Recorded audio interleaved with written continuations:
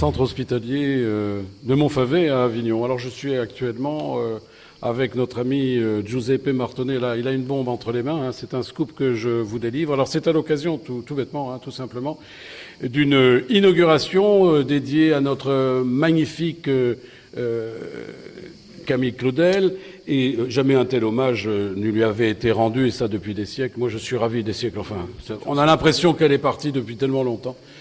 Hélas. Bon, alors c'est un hommage particulier parce qu'on sait dans quelles conditions, bien entendu, elle a terminé sa vie ici, parce que cet endroit hospitalier, c'est plus un asile qu'autre chose. Elle n'avait pas du tout la qualité requise pour être enfermée dans cet endroit, mais voilà, il a fallu que quelques individus malfaisants la contraignent à venir ici pour qu'elle y termine sa vie, malgré toutes les requêtes qu'elle a pu effectuer. Et je suis donc avec Giuseppe Martonnet, qui a suivi cette affaire depuis très longtemps. Alors, je vous signale que ce monsieur qui est en face de moi est un livre d'histoire à lui tout seul, mais pas que ça, puisque il a consacré une partie de sa vie à monsieur Rodin, et donc par conséquent à Camille Claudel elle-même, et que ce monsieur qui est là, qui est né en Italie, oui. Qui habite dans la région lyonnaise avec un talent fou, il nous parle un excellent français, bravo. Bravo pour cette requête, cette recherche. Alors ces documents explosifs, vous pouvez nous en parler ? Merci à vous.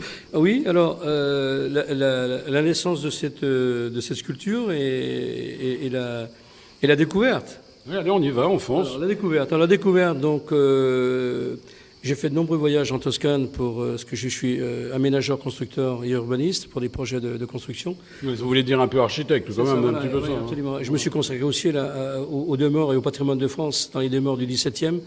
Ce qui m'a intéressé surtout dans l'histoire des 2000 ans d'histoire de Lyon, qui était donc la deuxième ville après Rome, c'était le côté historique. Du côté de Fourvière, Saint-Jean, par là. C'est ça. Et donc j'ai réhabilité une partie du Vieux-Lyon. Ouais, sympa. Voilà, et je me suis consacré donc à la Renaissance italienne, ce qu'ils ont apporté à cette époque-là.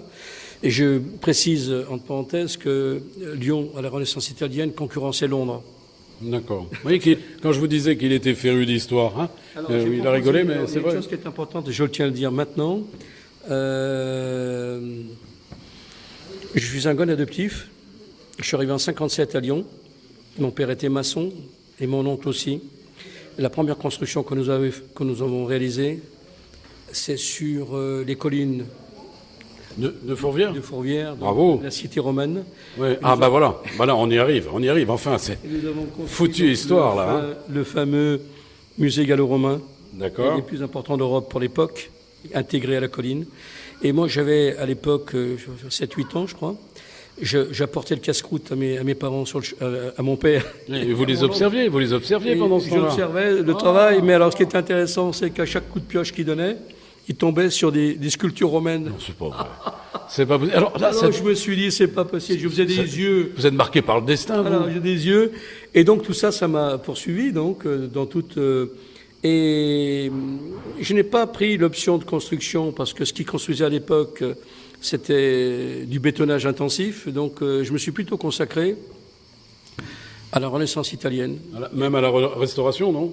Réhabilitation des réhabilitation, c'est bien. Et je réintégrais des œuvres de la Renaissance. Vous entendez ce petit accent derrière ? C'est vraiment lyonnais. En tirage dans les hôtels particuliers. Et puis donc, j'ai pris quelques années sabbatiques.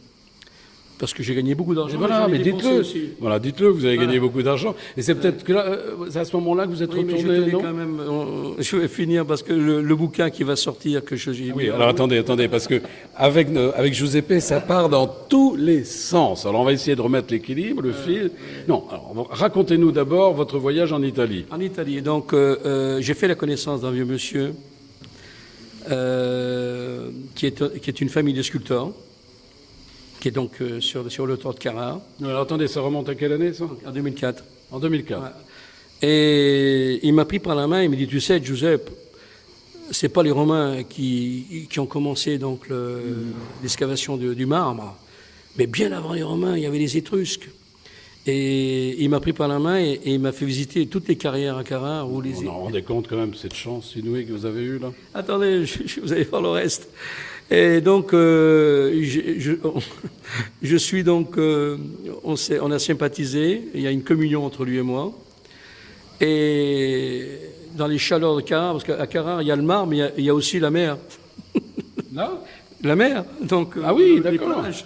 D'accord. Et donc, c'est ça qui est extraordinaire. Il y a, Ouais, vous vous rendez compte, prendre un bain de mer en face, hein, Et donc, c'est quand un même jour, extraordinaire. Dans les carrières de Cara. Je déjeunais donc sur la terrasse à Cara, et donc il me dit il faut que je te parle, il faut que tu viennes me voir, et j'ai donc quelque chose à te montrer. Je dis qu'est-ce que tu veux me montrer? Alors comme tous les sculpteurs, au centre du village de Cara, ils ont tous leur petite boutique, c'est pour vendre des choses aux touristes. Je dis mais moi je suis pas un touriste, c'est pas la peine, je dis je vais pas venir t'acheter des trucs. Et il me dit non, il faut que je te montre quelque chose, il faut que tu viennes, c'est quelque chose d'important. Et il me montre ce plâtre. Il me dit voilà, je détiens ce plâtre qui était dans l'atelier. Alors attendez, on va essayer de reconstituer la chose. Mais au départ, c'est pas votre métier. Non. Non, alors comment vous pouvez apprécier ce plâtre sans savoir s'il est vrai, s'il est faux, s'il est authentique? Comment vous faites? C'est votre expérience. Comment que ça fonctionne dans votre tête? Moi, je travaillais dans les reproductions de la Renaissance pour décorer les hôtels particuliers. Et je travaillais avec des praticiens. Ah, voilà, vous avez eu l'œil, là, directement, donc. J'en ai parlé à mon ami praticien, et il m'a dit, mais nom de Dieu, c'est un Rodin. Et je dis, ah bon? Je dis, oui, il faut absolument que tu Alors, là, mes chers amis auditeurs, c'est là où commence l'aventure du siècle qui relève, en quelque sorte, j'allais dire, d'un grand circuit d'espionnage et de secrets d'État. Racontez-nous ça. Donc, ce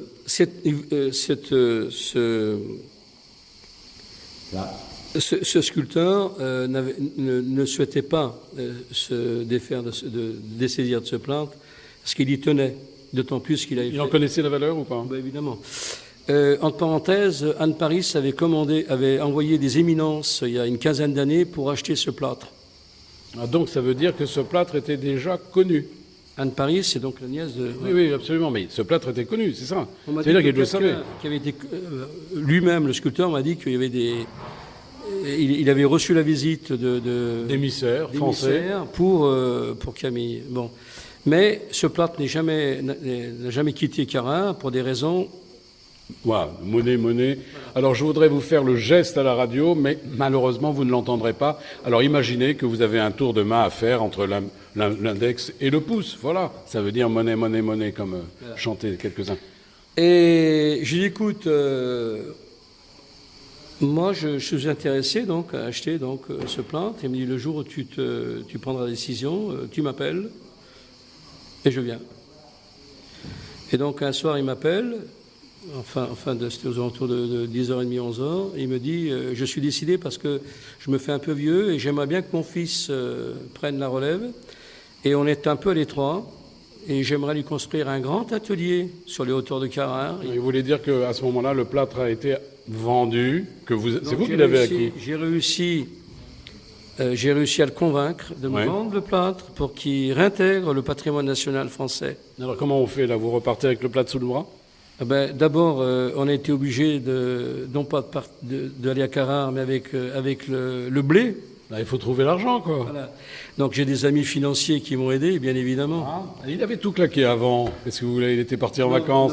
Non, c'est beaucoup plus grave que ça. C'est que cette affaire m'a donné beaucoup de joie, mais également des tourments. Des tourments qui ont marqué une partie de ma vie. Oui, parce que vous avez été meurtri. Enfin bon, racontez. Voilà. Certains, donc, je veux dire... je ne sais pas si on a le droit d'en parler. Non, peut-être j'en parlerai pas là. Je le dirai sur la sortie du livre. Je pense qu'il vaut mieux effectivement attendre un petit peu. Ouais. Alors mes chers auditeurs, il s'agit, je vous l'ai dit en préambule tout à l'heure, d'un scoop vraiment explosif. Ça ne veut pas dire que vous devez vous éloigner de votre télévision, de vous éloigner de votre site internet, de vous éloigner de la radio. Non, ça ne va pas exploser là, c'est dans les termes que ça peut exploser. Alors, les enfants peuvent écouter, mais enfin, ça ne va pas les intéresser. On continue. Alors, on en était où? On en était, alors on va suivre le fil, on en était qu'on ne va pas tout dire. On ne va pas tout dire. Je dirai le reste dans mon livre qui sortira avant la fin de l'année. Alors, c'est un roman d'espionnage. Alors, j'ai des témoins ici, au cas où. Je vais pas donner leur nom, mais ils se reconnaîtront. Bon, il y en a un que vous connaissez parce qu'il est toujours avec nous, c'est notre photographe, ingénieur qui est là, c'est bon Jean-Jacques, mais je dirai pas son nom. Et puis un autre, voilà, c'est le témoin mystère. Ça, c'est important d'avoir un témoin mystère en quelque sorte dans un roman policier. Hein, voilà, c'est toujours très bien. On a reconnu ta voix. Hein.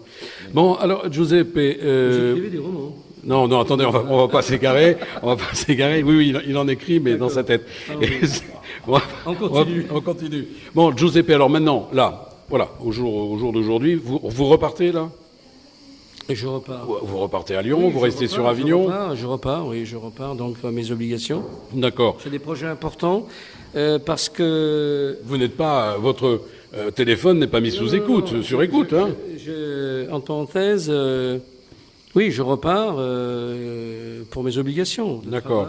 J'ai des projets importants que j'aimerais... Revenons à l'œuvre proprement dite. Ici, aujourd'hui, c'est vous qui avez réalisé avec Sylvie ce que nous avons vu avec vos propres mains. C'est-à-dire que, du coup, vous avez retravaillé la matière. On a retravaillé la matière pour l'agrandir, comme font tous les sculpteurs. Bien sûr. Vous faites un prototype, vous l'agrandissez en argile, aux cotations. En faisant des boules, hein. Voilà, des petites boulettes en argile. Mais alors attendez, parce que ça, on n'a pas assez dit, parce que finalement, il découvre une œuvre, mais ça c'est quelque chose. Il vient, on l'a dit tout à l'heure, il fait un autre métier, puis d'un seul coup, il met les mains dans la pâte. C'est incroyable, ça. C'est-à-dire que j'ai eu la passion quand j'ai. C'est un challenge. Écoutez-moi, quand j'ai appris que c'était l'œuvre majeure du grand maître, je l'ai considérée aussi puissante que celle de Michel-Ange, la Pietà, qui est à Saint-Pierre. Oui, absolument. Sur le plan anatomie et sur le plan artistique. Oui, mais enfin, vous m'avez fait une confidence tout à l'heure, vous m'avez dit que Camille Claudel avait bien dépassé le maître. Effectivement. Et je suis convaincu qu'elle a travaillé avec lui à cette œuvre. Et nous sommes convaincus aussi que si elle a été enfermée, c'était avec l'approbation, le consentement, comme vous voulez, non seulement de sa mère, de son frère Paul, mais également de Rodin, parce que il y avait trop d'enjeux, puis en tout cas, n'oubliez pas que lui, il allait y perdre un petit peu la renommée, la notoriété, hein, puisqu'elle était meilleure que lui. Mais enfin, c'est un autre sujet. Je crois que vous avez suffisamment aiguisé l'attention et l'éveil et l'intérêt de nos auditeurs, parce que ce roman policier, que tu vas peut-être écrire un jour, je n'en sais rien, ce roman policier, en tous les cas, il est formidable. Donc allez, écoutez, moi je vous embrasse, je vous aime parce que vous êtes des auditeurs patients et formidables. Merci, c'était Pierre-Patrick, évidemment, vous le savez, hein, pour Fresnes Radio, puis pour Tête d'Ail Art Média. Évidemment, cela sera relayé par l'écrit dans le journal Regard. Je vous aime, je vous embrasse, et je dis à très bientôt à notre ami Giuseppe. On l'applaudit, Giuseppe, s'il vous plaît. Merci beaucoup, merci.